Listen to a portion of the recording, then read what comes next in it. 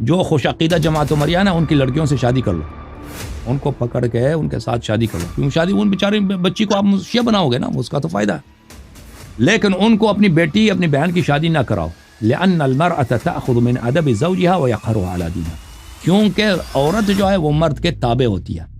اب جب تشہد کی بات ہے، تشہد کی بات ہے، اس میں شہادتین پڑھنا کافی ہے، کافی ہے، اس سے زیادہ پڑھنا حرام نہیں ہے، جو آپ کے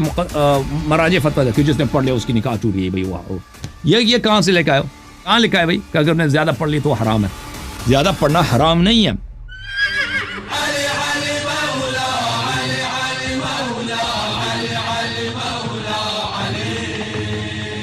میرے ایک استاد تھے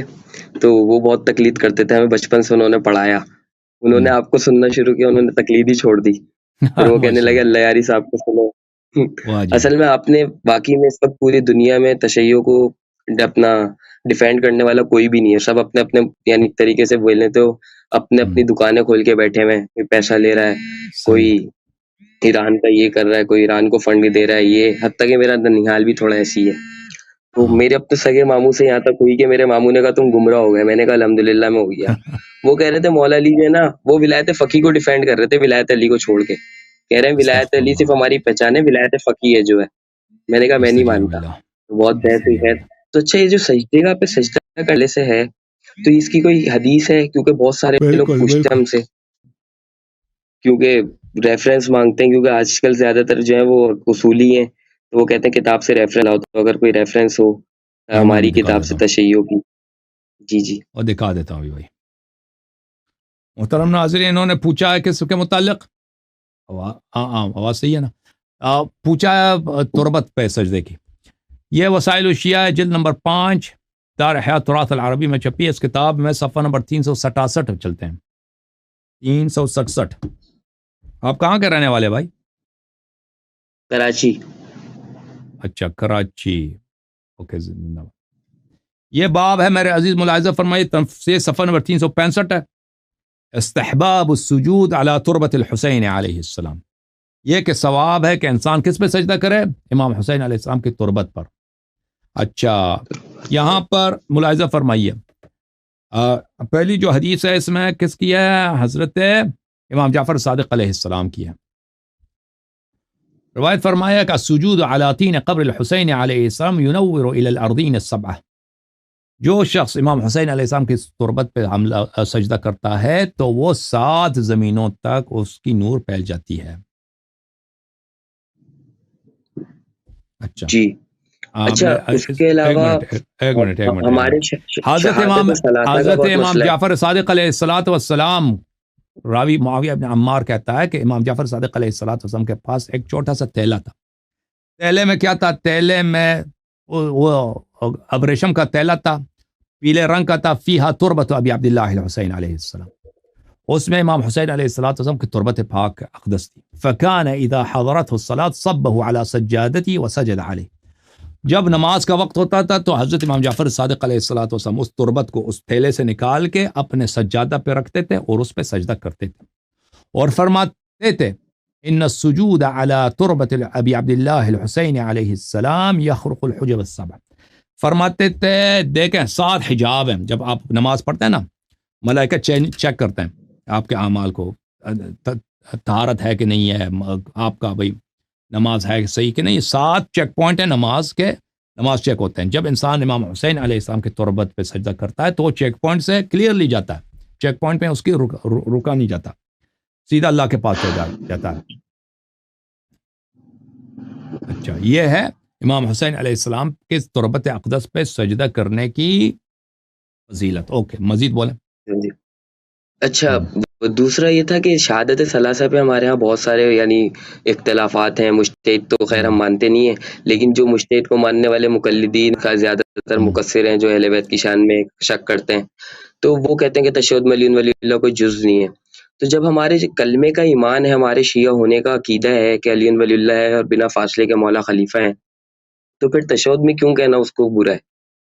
ایمان کا جز صرف وہ نہیں ہے بھائی، ایمان کا جز تو 12 امام ہیں، جو ایک امام کو بھی نہ مانے وہ کافر ہوتا ہے، آپ کو پتہ ہے نا۔ جو جی جی، یعنی شیعہ اثنا عشری پورے 14 معصومین کو ماننا،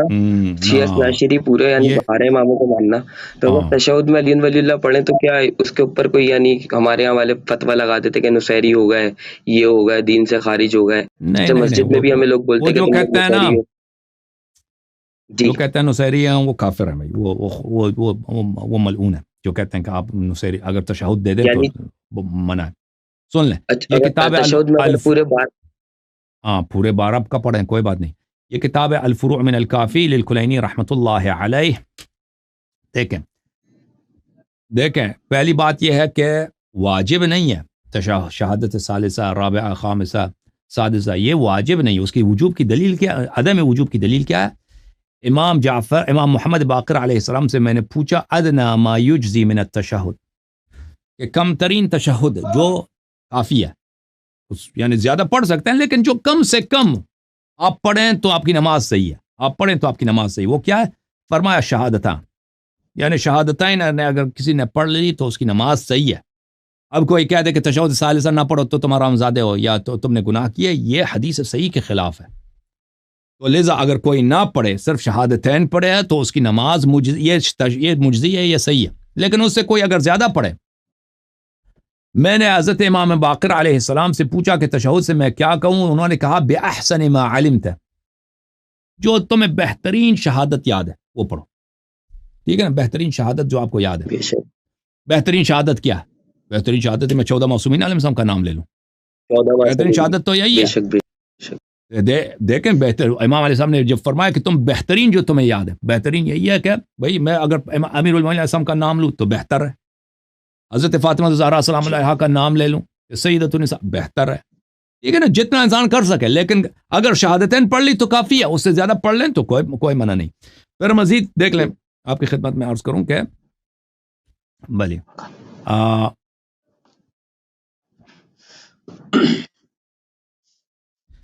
یہ کتاب ہے الاحتجاج للطبرسی رحمۃ اللہ علیہ، جلد نمبر 1، چھاپ مؤسسۃ العالمی، یہاں پہ ملاحظہ فرمائیے، یہاں پر ایک بہت لمبی حدیث ہے کہ حضرت امام جعفر صادق علیہ السلام نے فرمایا کہ اللہ تعالیٰ نے جب عرش خلق کیا تو عرش پہ لکھ دیا لا الہ الا اللہ محمد رسول اللہ علی امیر المؤمنین، اور جب اللہ تعالیٰ نے پانی خلق کیا تو پانی کے چشمے پہ اللہ تعالیٰ نے یہ لکھا دیا لا الہ الا اللہ محمد رسول اللہ صلی اللہ علیہ وآلہ علی امیر المؤمنین۔ جب کرسی خلق کیا تو اس کے پایوں پہ اللہ نے لکھ دیا، اسی طرح ہر جگہ پہ اللہ نے جب خلق کیا اللہ خلق کیا ہے۔ اسرافیل کو جب لکھا خلق کیا تو اسرافیل کے ماتھے پہ اللہ نے یہ لکھ دیا، جبرائیل کو خلق کیا تو جبرائیل کے 2 پروں پہ یہ لکھ دیا۔ تو امام علیہ السلام نے فرمایا فَإِذَا قَالَ أَحَدُكُمْ لَا إِلَهَ إِلَّا اللَّهُ مُحَمَّدٌ رَّسُولُ اللَّهِ فَلْيَقُلْ عَلِيٌّ أَمِيرُ الْمُؤْمِنِينَ، تو جو اگر آپ میں سے کوئی لا الہ الا اللہ محمد رسول اللہ کہہ دے تو یہ بھی کہہ دے علی امیر المؤمنین۔ تو یہ حکم جو ہے یہ مستحب کے لیے، کیوں استحباب کے لیے؟ اگر کوئی یہ نہ کہے تو گناہ کار نہیں ہے، اس کی وجہ یہ کیونکہ امام باقر علیہ السلام کی حدیث انہوں نے فرما دیا کہ اگر تم شہادتین پڑھ دو تو یہ کافی ہے،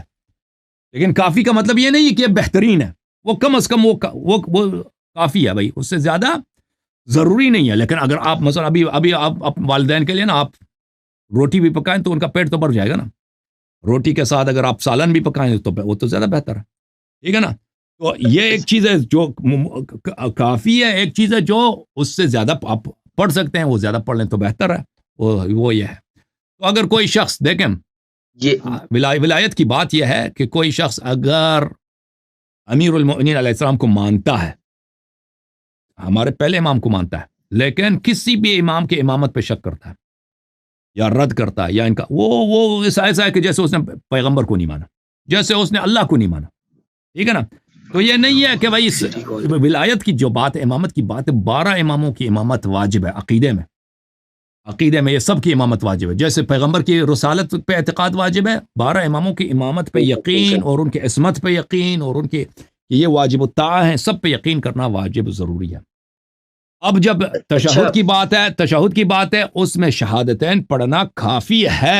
ہے، اس سے زیادہ پڑھنا حرام نہیں ہے، جو آپ کے مراجع فتویٰ کہ جس نے پڑھ لیا اس کی نکاح ٹوٹ گئی بھائی، یہ کہاں سے لے کے آئے ہو؟ کہاں لکھا ہے بھائی کہ اگر نے زیادہ پڑھ لی تو حرام ہے؟ زیادہ پڑھنا حرام نہیں ہے، زیادہ اس سے پڑھ سکتے ہیں، نہیں پڑھا تو کوئی بات نہیں، پڑھ لیا تو اچھی بات۔ اوکے جناب مزید بولیں۔ اچھا اللہ صاحب، یعنی احسن یعنی تشہد اگر ہم 14 معصومین کا دینا چاہ رہے ہیں، اگر ایک دفعہ بہترین کلمہ کام، یعنی جو بہترین تشہد کام ہے، اگر ہاں پڑھ لیں، آپ پڑھ لیں، بہترین کام ہے۔ یعنی ایک دفعہ اگر آپ بتا دیں گے کیسے کس طریقے سے گواہی دیں گے 14 معصومین کی؟ ابھی آپ سے پہلے ایک آدمی نے کہا تھا نا، وہ میں ہمیشہ کلمہ پڑھاتا ہوں جماعت عمریہ کو، وہی کلمہ پڑھ لو تم، اشہد ان لا الہ الا اللہ واشہد ان چلے میں محمد اپنی عبدہ ویڈیو ورسولہ، دوسرا ہاں اس میں آپ پڑھ لیں نا، جماعت عمریہ کو میں جب پڑھاتا ہوں اس کو۔ جی جی اچھا، دوسرا یہ کہ اپنا یہاں پہ ہمارے مولوی نے کہہ دیا کہ شیعہ سنی سکتے ہیں، تو ہمارے لڑکے سنیوں سے شادی کر رہے ہیں اور شیعہ لڑکیاں بھی سنیوں سے شادی کر رہی ہیں، حتیٰ کہ یہ سید حرام، زادیاں، آپ کی یہی ویڈیو چل رہی تھی اسی موضوع پہ۔ تو مسئلہ یہ ہے کہ دو قسم کے سنی ہیں، ایک وہ ہیں جو نازب یا جو اہل بیت سے بغض رکھتے ہیں اور ان کے دشمنوں کو ان سے افضل کہتے ہیں، لیکن ایک وہ ہیں جو اہل بیت سے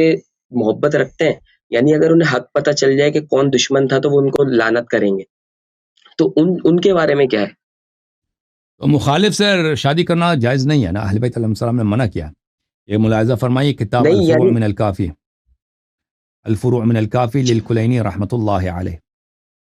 یہاں پہ جز نمبر کون سا ہے؟ جز نمبر 5 ہے، کتاب النکاح میں، مناکحۃ النصاب والشکاک،